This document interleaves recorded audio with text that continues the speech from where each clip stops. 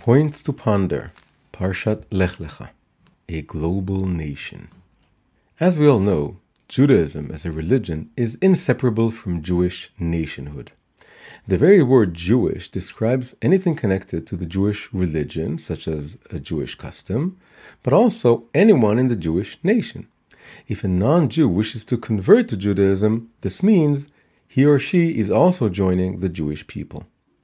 The centrality of Jewish nationhood to Judaism is reflected in the Bible. From very early on, the Torah focuses almost exclusively on the patriarchs, their descendants' coalescence into a people, and this people's journey through the ages up until the end of the Babylonian exile. Considering that the Bible has been dubbed the Book of Books, which seems to suggest it contains the wisdom found in all literary cultures, it's surprising how much it focuses on just one people.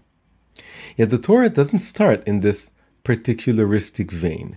Throughout the entirety of the first two parashot, covering no less than 2,000 years of civilization, there's almost no trace of it. On the contrary, they recount God's two attempts to reveal himself to all of humanity, once to Adam's descendants and once to Noah's. This universal spirit returns in the prophet's vision of the end of days, especially those dealing with the establishment of world peace. For example, nation shall not lift up sword against nation, neither shall they learn war anymore, Isaiah 2:4. And those describing humanity's united worship of the Creator. For example, for then I will convert the peoples to a pure language that all of them call in the name of the Lord, to worship him of one accord, Tzfanya 3:9. Horizontal or vertical uniqueness. That the Bible zeroes in on one people and yet is bookended with a focus on all of humanity begs an explanation, and many have been offered. It is widely agreed among commentators that the story of choosing the Jewish people does not reflect ethnocentric nationalism, but is rather part of a larger theological picture in which God is global and universal. All people descend from a single human created in his image, and he is concerned with the good of us all. How can we reconcile the Bible's universal framework with its overwhelming particularism? Some have tried to say that from the Torah's focus on the history of one people and its relationship with its creator, we can deduce that every nation in the world has such a relationship with him, that they all merited their own sort of divine revelation, and their history evinces its own kind of divine providence. In this view, the Bible focuses on Abraham, Isaac, and Jacob not because their story is special, but to teach us that every people's story is special in its own way. We can see what makes this interpretation appealing. Weaving together Judaism's universalism and particularism in a way that neutralizes the potential vanity in the idea of a chosen people, it is easily digested by the modern thinker. The problem is, it fundamentally contradicts one of the most established, repeated principles in the Torah, the uniqueness of God's relationship to the people of Israel. The Torah makes it clear that this uniqueness is not only horizontal in nature, i.e. saying that Jews are different from other people, it is also vertical in nature. The Jews were chosen over all other people, and the Torah given to them is an absolute singularity. As the Torah states, "For ask now regarding the early days that were before you, and from one end of the heavens to the other end of the heavens, whether there was anything like this great thing. Did ever a people hear God's voice speaking out of the midst of the fire, as you have heard, and live?" Devarim or Deuteronomy 4, verses 32 to 33. We therefore must find a different solution to the problem of universalism versus particularism in the Torah.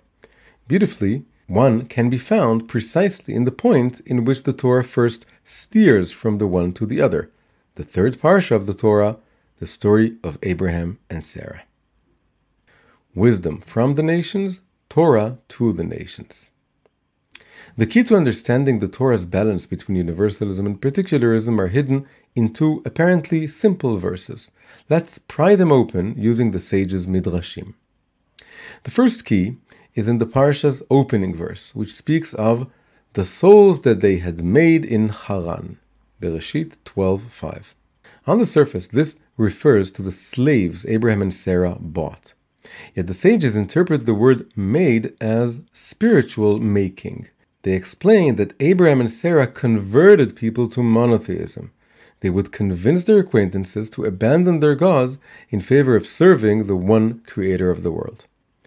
Abraham and Sarah saw themselves not only as the founders of a God-serving nation, but as God's messengers to all of mankind. This is reflected in the blessings they receive at the end of the Parsha. You shall be the father of a multitude of nations, for Abraham, and she will be the mother of entire nations, for Sarah. The second key is found further on in the Parsha, where the Torah states that he, God, then took him, Abraham, outside. A simple reading of the verse will be that God took Abraham out of his tent. But again, the sages interpreted this spiritually. According to one approach, God took Abraham out of his belief in astrology. According to another, he took him out of the world altogether so that he could view the stars from above. However, both versions convey the same message. Astrology is limited, for it doesn't consider the possibility of miracles. But what's interesting is that, according to our tradition, Abraham didn't completely abandon astrology.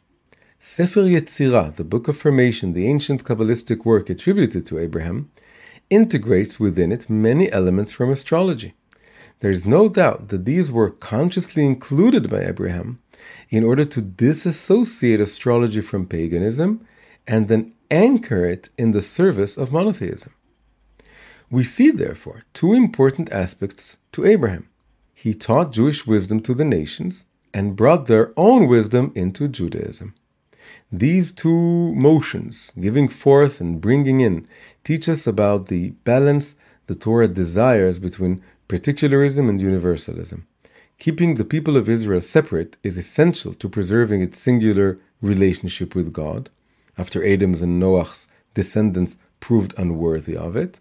At the same time, there must exist a relationship of cross-pollination between Israel and the rest of the world. The people of Israel are a kingdom of priests, meant to share the Torah's wisdom with the nations, while simultaneously receiving their wisdom, further developing it and sanctifying it. This cross-fertilization is what will bring, with God's help, the redemption of the Jewish people along with the entire world. For my house shall be called a house of prayer for all peoples.